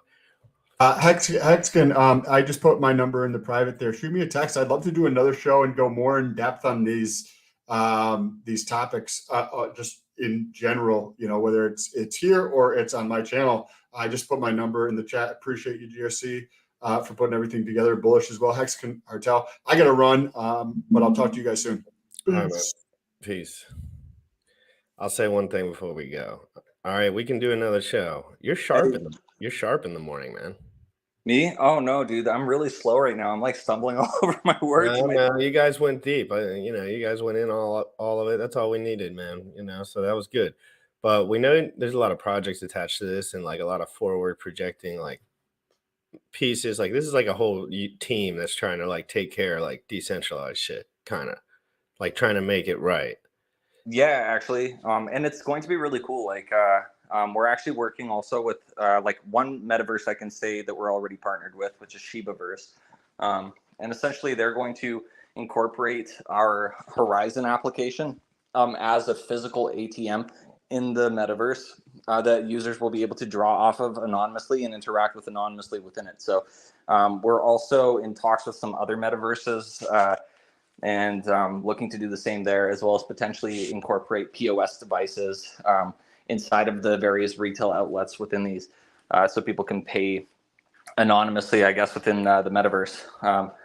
But yeah, actually, I mean, if we're looking at Horizon, one of the things that I actually find the most interesting, and I know Richard's brought up some of these points before, but like if you're basically paying employees and all this types of shit, you don't want them to see how much you actually own or who it is that's being paid what. And also, like, let's say that you're a well-known developer like Shitoshi Kusama, and you're on like the SHIB, the metaverse team, like you run SHIB the metaverse, and let's say you're a giant SHIB whale. Do you want to sell your own tokens, which everyone can look at and then criticize and then write entire articles about, or even if you bounce your funds from one wallet to another, people write articles about it and it creates speculation and people start fudding it. And but maybe you need like $10 million. Maybe that $10 million, you're investing it in a particular way in which it's actually going to bring 100 million or maybe $1 billion worth of growth to your company. But if you sold it, you might actually create like 200 million or $300 million worth of sell pressure because people get fearful that they see a bigger wallet sell. So you want these transactions to be private. And so for someone like this, it'd be nice. Yeah, it's very obvious to anonymize your funds in a legitimate way. The way that Torn had sorry, what was that? No, you go ahead. I apologize. Yeah, I get wound up, I guess. The way Torn had their shit set up, like to me, it made no sense at all. They only ever touched like 60,000 unique wallets. So it was very niche, regardless of that it was a cool product. But I just don't think that they really thought like, hey, the government's going to come after us at some point, even though that should have been obvious. And from a consumer standpoint, even just the general public or a business, does a business want to go and mix their funds in with a whole bunch of nefarious individuals' money? No, most likely not. Does the average person want to go, oh, hey, all these people who are scamming their funds, the only way for me to be able to privatize my own funds is to basically deposit them into a pool with a bunch of scammers and scum of the earth? No, probably not. So it was never something that was a socially palatable or marketable product. But in our case, I think that it will be because it's socially responsibly created. Like, well, you need real men to sit down and do things properly, and we don't have any of that going on in DeFi. There's nobody doing anything. They're not double checking their work. They're not thinking about 3 years from now. They're not thinking about 10 years from now. They're trying to get as much money as they can from you in the next 300 days. That's very true. It's very true. And Hex was a great example of that. And Richard told everyone, which is nice. At least he told everyone like beforehand. He was like, this is going to go up in price and lots of things go down in price and there's bear markets. And whether you think they were dead on or not, like This is just 101. When too many people make too much money, it goes down. That's why when everyone says if there's that much yield going on, it's not going to work. And that's why, Richard is a great marketer. So when he says 36%, really all he's saying is that's how much hex you earn. But the yield pool, which is you would take your money out of, never changes. Or it changes if it doesn't have to change, right? So it's really important to understand all these concepts. Like, you don't have to be all in on one thing forever. And that, Richard's going to tell everyone to do that. And that's his job. Okay. He's got goals too. But it ain't my job to tell everyone that you can't look at other stuff, especially when no one's done a good job yet, in my opinion. Or like a takeover job. And maybe not good job, but like a takeover. Like, we need to get implementation and real users now. Hex is hard to onboard people to. Hey, I have a real quick question before we go. Why is Hex not on centralized exchange? Or why isn't Hex listed anywhere if you can just pay for it? I'm not 100% sure. But actually, in reference to what you were saying before, I really agree with you. I think diversification is really important. Effectively, that's even what our DAO is doing. We're basically creating highly diversified portfolios because primarily everything that we'll be voting on is actually other communities' tokens that are then being given to you. So, I mean, if you hold our token, yes, you're holding our token, but at the same time, the yield that you're receiving, unless one of the POEHI is creating proposals to specifically buy our own token, which likely won't be the case that often, you're basically getting a highly diversified portfolio that is established through a very fair voting system, and that is being created from yield that doesn't even come off of the backs of those who are coming into the protocol. So one reason actually that we created it in this way, or that I thought of it in this way, I guess I should say, is I wanted to be able to make sure that we were able to act objectively when actually looking at these projects, and that we would be able to invite these developers into our community and full-blown show themselves to the community, as well as that we can just speak with them openly. Because if they do have a good project that actually does something positive in the space, then sure, we'd love to hear about it. And if it's something that a staker is receiving themselves as their personal yield and they get to hold in their own wallets, they're more likely to do more research on it. They're more likely to care about whatever it is that they are receiving. They may not want to just sell it right away for the immediate passive income. They may choose to actually keep that particular token. Well, 9 times out of 10, crypto dudes that know what they're doing aren't taking their money out and putting it in their bank account. The hell would I do that for? That's exactly true. Some guys, I always see them panicking about like the fiat ratios of everything, actually. And I thought, well, what if there was no fiat? Like, what if CBDCs come in and they eventually cut us off and we're unable to actually swap back over? Is that bullish or is that a bad thing? Well, I think people are a little naive to how often really people rarely go from a cryptocurrency to their bank account. They just go to USDC. Like, what the fuck do people do with money in their bank account? Other than pay their bills that they've already taken care of through living their life, probably, and like most people have that kind of situation set up, and then they start crypto, and you earn a portfolio. I rarely add USD to my crypto portfolio. I just take something else, and I'm like, okay, this is a little dry right now, and there's a brand new product. I'll take 10% of it, and I'll just move it there, and I'll shut my fucking computer off. I don't need to add my life savings every time. People need their time. They need to learn these things. What I did is dedicated 300 days straight to just learning these things. And I didn't ask for money or need any money because I knew it was way more valuable just learning the things. But no one wants to sit down and really figure out what's going on. Guys like Richard do it. There's a lot of people that do it, and it's hard, and it's a neurotic life, frankly. Yeah, actually, speaking of your own journey, even I've hopped in your video, or like I've hopped on your streams a few times when you're speaking to various people, including I think when you're talking to Gunther and I forget what the other dude's called from like Poor Pleb, but you're kind of like that was a fun one, actually. They were getting in, like they were going at it hard, but that was entertaining. But yeah, no, I mean. Every time that you've spoken about yourself, I have to say, I feel like you're a very humble dude. And there's lots of guys, too, that come on the internet and they they feel like almost like insecure, like, oh, I need to present myself as this giant fucking thing and blah blah blah, and you're just like, no, this is me, like blah blah blah. Like even the other day, you said specifically to Richard's face exactly how much you put into Hex and everything. Because you were sitting there basically like, bro, I got a voice, like I got a seat at this table too, like I put my own hard money in here too, so I have an opinion. I'm just stating my opinion. Right, and I lost it all with a smile on my face the whole time and taught people how to do it for free, and then Richard blocked me. Right, and that made me more so worried about the fundamental immaturity of Richard, and like, because really a lot of Hex is Richard Hart. Like people buy this shit a lot of the time because they think Richard Hart's a dog. And in that moment, I saw him like not a dog, and it made me upset. But dude, I'm a fucking loser. Sometimes, like I do the dumbest shit. Sometimes, be a little pussy about shit. Like everyone gets salty and like has a day, and like I don't really think Richard cares that much, frankly. Which is not my favorite thing in the world to think about. But I think he marketed because of the bull run. His product is going down. He has nothing to say anymore, and that does not make me super excited for the future of like ultimate scaling. But like I still think Hex is gonna like do crazy numbers. Yeah, I think Hex is going to do really crazy numbers. If I'm being realistic, though, very similarly to how Richard describes essentially Bitcoin, I would say that Hex is not quite at the top of that S curve, but it's kind of getting closer. So are all of the X's still there to be made? No. Is Pulsechain going to be like that? Yeah, most likely. You're most likely going to be able to make quite a decent amount off of Pulsechain if it's all successful and it receives wide-scale adoption.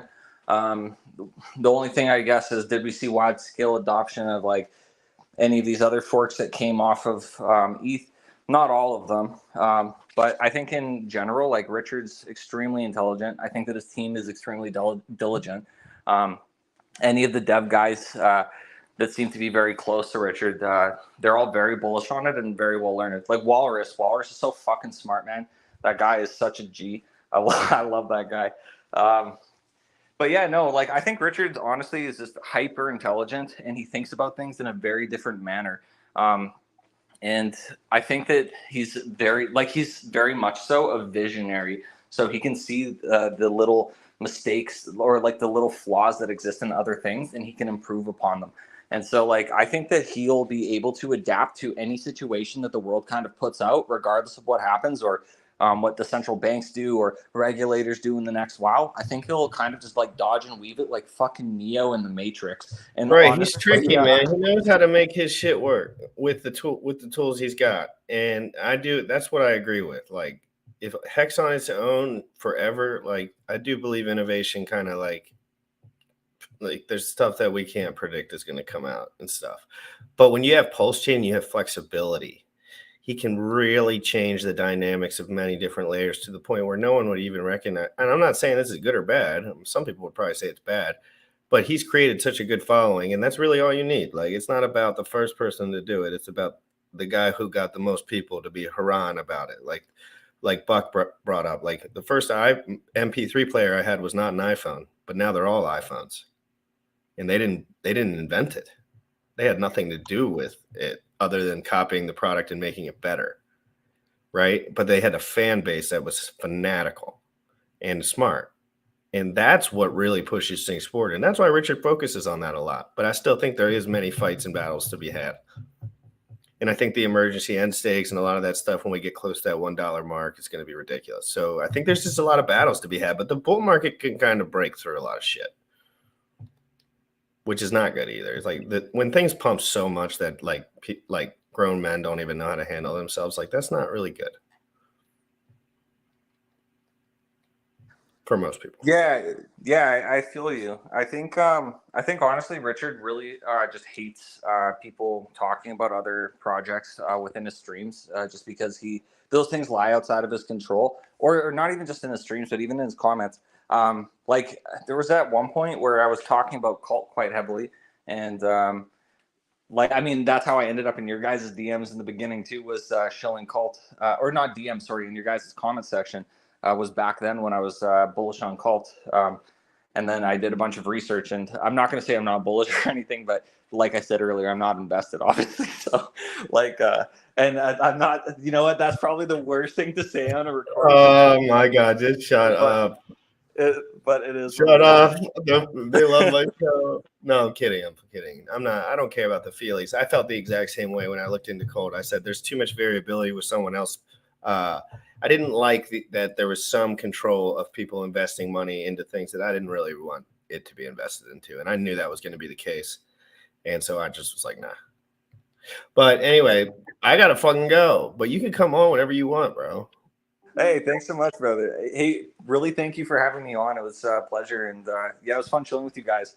Sorry if I was so tired this morning, but looks Dude, like you were not tired, bro. You guys outpaced me this morning. I was drinking last night watching football with my friends. So I was like, but then you came on and you guys did so good. And that's exactly what the people on this show are generally looking for. It's not the guys that hurrah as much on Twitter. It's more the guys that want to know the technical detail.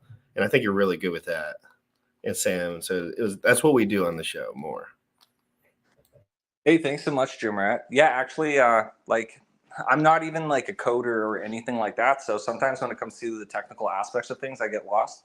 But as far as like the creation of what it is that we're building at Meisser, a lot of the ideas stem from like those of my own. So I guess I'm more of like, personally, I'm more of like a visionary idea guy. Originally, I didn't think that they were even bringing me on to speak to the general public at all. I initially was like, oh, hey, I'd rather not do that. Like, I would rather just be in the background, kind of do my thing on Twitter, come up with cool ideas for you guys to build and just leave it at there. But they were like, no, bro. Like, you're good. Like, you need to. Well, you're a Hexican, so you know all the staking, and you looked up Cult, so you got some of their DAO ideas. And like, dude, they want people like that, because not many people know that this shit, like DeFi stuff, as far as like have used it and played around with it and like kind of understand the social like backstops of what's really going on. Because really, it's a lot of social interaction rather than anything really occurring in 99% of the things we do. But, you know, there's gems in there, and there's guys that are actually someday someone will step up. I think Jack stepped up. I think Richard stepped up. I think you're stepping up. I think Jacob from Pulsepot is stepping up. I think the Coast guys are stepping up. I think Internet Money has a chance to step up. So I see men stepping up, and that's generally the only indicators I need to see, because I know some of them are paying attention, and all the shit that I bought and messed with, a bunch of jokers.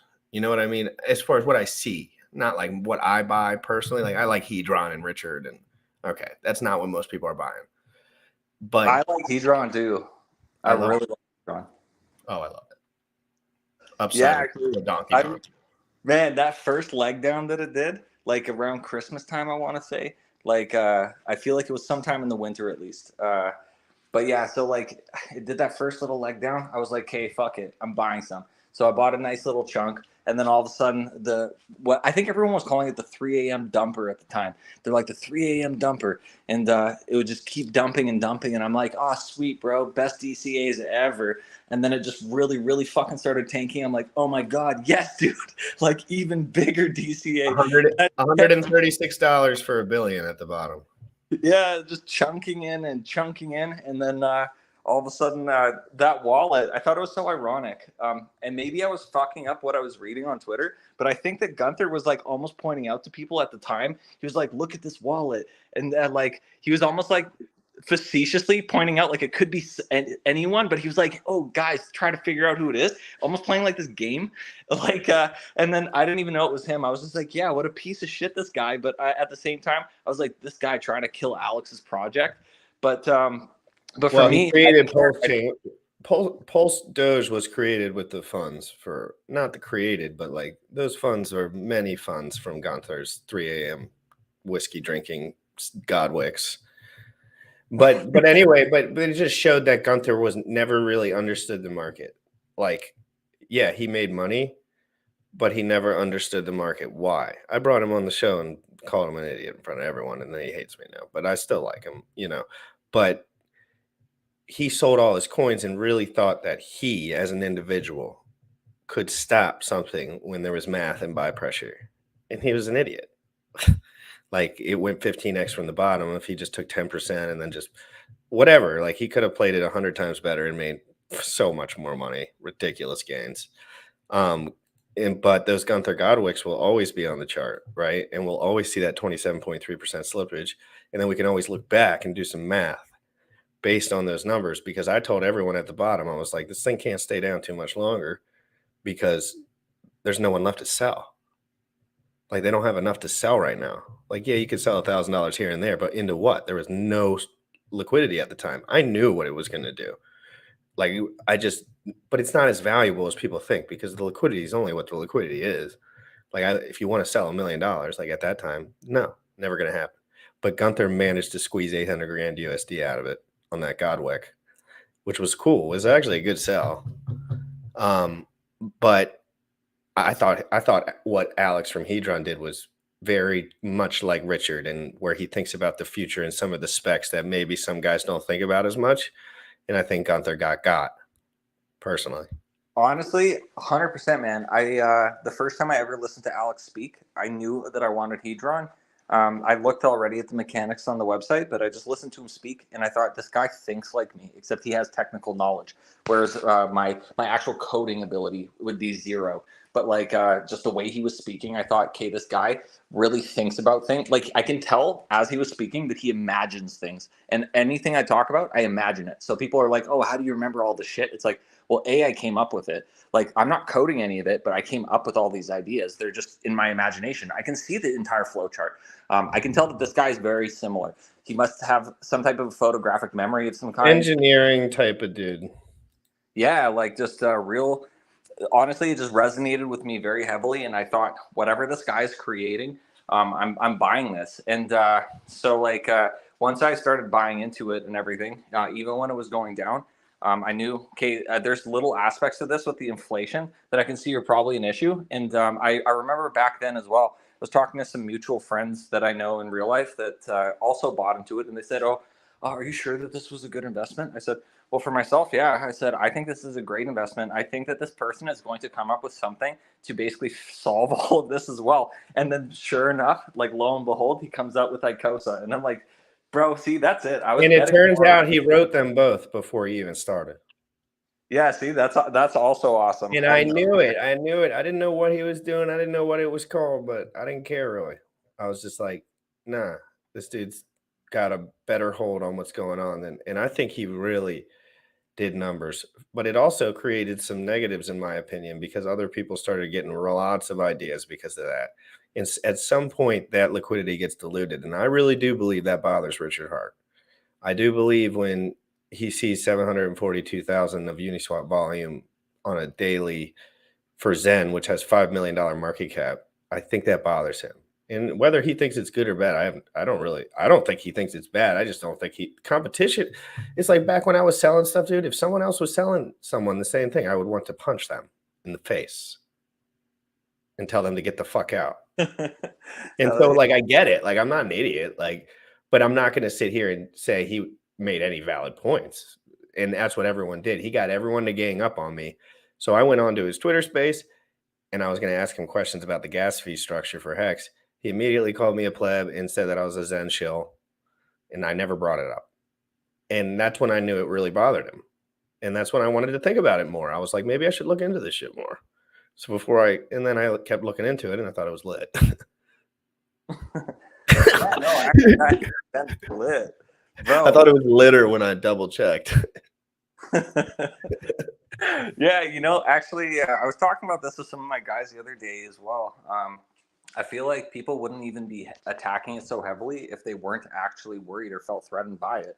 Like if there was nothing to be worried about, it wouldn't have even really been mentioned. People would have brought it up, but it wouldn't have actually caught any eyes. It would have kind of been like, oh, what's this little fucking beta runt dog on my heel here? Like, kick to the side, like ignore that, keep moving because I'm an alpha dog. But the moment that you get all these alpha dogs actually paying attention to this so-called beta runt, it's like, well, no, that's not the runt of the litter. You can tell that he's in the same league as you. So like, yeah, is there competition? Yeah, it looks like there might be. Is it necessarily competition? I don't know. I think competition is healthy. I think the space will evolve in a positive way because of it. I don't think what Jack did was a vampire attack. I think that Jack kind of just naturally came across Hex. He felt like he resonated with a lot of the principles of the Hex community. He grew like friendships within it, and Maybe some of these things inspired certain ideas of his. That's just how the world works. You usually become inspired by the things that are most fond to you and make the most sense to you. So did he take inspiration off of anything? Probably. Did he also take inspiration from Bitcoin? Yeah. Is he some Bitcoin fucking vampire? No, he's not a Bitcoin vampire. In fact, most of what he created is more similar to Bitcoin than it is to Hex. So I don't see I this. think they're both exactly. I think they're all in the same boat. Hex, Zen, Bitcoin, same boat. And then they all say it too. What is Zen like? Zen's like Bitcoin. What did Richard say when he asked what Hex is like? Hex is Bitcoin with a proof of work change. Even though, true or not true, whatever. It is kind of true, but it's not exactly true from the way he says it. But it doesn't really matter. Like, the truth is, if ERC20s that are hosted on Ethereum that earn yield trustlessly are going to exist in the future. Richard just says everyone copycats fails. But the truth is, things happen, and you want to be like, if you could spend $200 and get right in the game for Zen in like 400 days, like, why wouldn't you do that?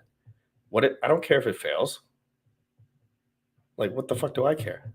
Yeah, see, for me personally, I think I minted about 2,000 wallets on ETH, and then, I did use batch minters. I actually think that's legit. Like, that's the same thing as me plugging in an ASIC miner or something of that nature. Before, like Richard said, you were clicking on executables. Eventually, it was upgraded because people actually built technology for it. They were like, oh, hey, we can just run mining software. Like, an infrastructure was created. So someone creating infrastructure to be able to facilitate you essentially manually clicking on things to spend the gas and essentially collect these in mass. I don't see an issue with that. I think that it just shows like how much demand there actually is, and it allows it to take place faster. So if someone was willing to spend 10 grand on minting, then they're willing to spend 10 grand. Are they going to sit there longer and click it if they didn't have some type of a tool to do it for them? Sure. But if the person's able to just use this tool, are they able to just do this infinitely? Like, no, they're able to do it. Well, it's limited time to a degree too. Like, the rate for minting isn't going to be fucking phenomenal forever, so just wait. I just tell people to like do what you did in the beginning and then wait for the supply to get a little plump and there to be a big dip. Buy once, never look at it again. Yeah, that's true. I think it's just like it's going to get undervalued at some point. Like, and then at some point the bull run's going to come and then you're never going to see that price ever again. And then you just sit there. But you can still have your mints for like, get the really good rate when you did and plunk those out. And you could still mint all the time. Still really profitable, I'm sure. I'm frankly lazy. Yeah, like like I don't know what the liquidity is of Hex right now, but like let's say it was $1 billion. $6.1 million USDC.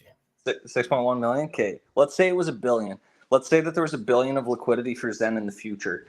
And someone was bringing up to me, oh, well, it'll have 100 times the amount of supply. So like at least, and he's like, then it would be, so they'll be worth a lot less. I said, what are you talking about, man? You'll just be able to transact with them easier. And I said, so let's say that these things have the exact same amount of underlying liquidity. Then you just have the same, they literally are worth the same, except that you're able to use one that has 100 times more supply more easily. So imagine if the world has scrapped all pennies altogether and you were only able to transact in dollars and you had to physically break apart your fucking dollars. Would you want to pay like that in fragments of your like actual? Oh, that's the best. That's the best metric for a crypto to have is extremely high units, but it's the distribution of those units that's important. Because in Hex, all the supply was on the market at one time. So all those rich dudes could just buy if they knew what was going on. All of it right away. There was none of us could figure out for 500 or 600 days. And then what do you see? In 500 or 600 days, the chart goes down for 500 more days. Because that's just how it kind of goes. But at the end of the day, people got in that kind of understood maybe to a degree better than at Bitcoin at the time. And then with Zen, it's like more people know exactly what the fuck's going on. They're not getting rid of that shit, like, as comparatively. But it's all about the distribution. The reason I like Zen is because Richard Hart can't buy all of it at one time. I know that for a fact. And I'm not saying Richard. I'm saying any guy with funds like Richard. Any guy with bags that are just way more dynamic than mine. And he can't buy more than me without making it a giant pain in the ass, and it makes no sense to do it for him. So this is my playground, not his. And when it gets more valuation, he can buy it. Like, you know, like, because he won't be buying shit that's super low val, probably. Yeah, in his career. I really agree with you too. Like the distribution is really wild. I've told a lot of people this as well. Like that everyone kind of did have like a fair entry point. Sure, on day one when I was sitting there, I was literally fucking there. I was there for like an hour before the thing launched, just sitting there. Like I had all my wallets ready with all my fucking ETH, just super, super excited. And then I think it had like a fucking 2, 3, 4 minute delay. I was so pissed off, bro. I literally was like, wow, bro, I'm getting stressed out. I like go outside, start puffing on my vape, and all of a sudden I hear my phone go dink, and it's like, it's live. I'm like, God damn it, that was fucking a minute ago. Let's fucking rush inside quickly and start trying to click away. And I think I managed to scoop like 5,064 or some shit like that. But either way, like I did it live and got 5 under 1,000. But I mean, some guys are just different animals. that is. No, I'm just joking. I did do it live, but I was also talking to Jack about it and like 100% like intellectually prepared for like what was about to occur, because I was the first guy to ever talk about Zen on the internet, ever. That's awesome. Ever. First guy to get him on when Zen came out, because what happened was Richard and Crypto Coffee invited him on a stream. That's where I figured out about him.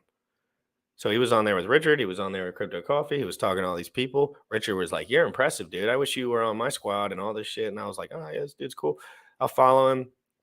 And then, it's just like, then he came out with Zen in like 3 weeks and just like ran shit. And everyone just was like, vampire. But I was like, okay, innovation can seem like a vampire, but yeah, actually, like Hex lacks innovation to a degree, is just like Zen would. Like people would point at those for the same things, just like they would with Bitcoin, right? Like, what does it really do?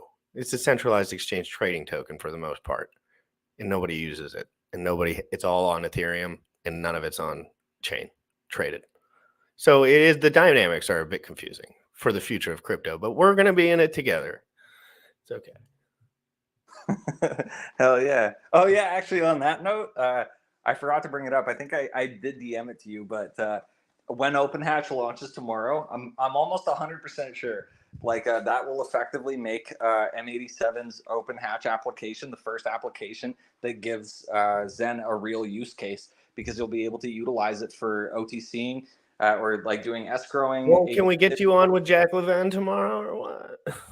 Yeah, if he wants to hop on tomorrow, most well, definitely. Actually, I got KG internet money sacrifice tomorrow, but if I can get a time, can I just DM you and maybe we can do a little talk about that? Yeah, for sure. I've spoken to Jack before in the past, but I think that I told him originally we were incorporating it into Horizon, which is the anonymous payments application that we're also going to turn into an anonymous wallet. And although I wasn't supposed to get into any of the particulars of it, I didn't leak all of it yet, but I have publicly stated at least, like, yeah, we do have plans to allow for actual like legitimate transactions in the real world, where you'll have essentially a digital like a digital debit with like a 25K USD daily limit that will eventually be created on top of this as well, so that you can just pay with Apple Pay in retail outlets utilizing your crypto, because we'll have fiat liquidity sitting on one side and you'll be able to on-ramp and off-ramp. But this is going to launch in 2023. But in any case, dude, get off of my show. What the hell? This is the longest show I've done in 3 months. You are a chatty catty, and that's perfect for this show, guys. Thank you so much for that. Was an absolutely explosively amazing informational episode.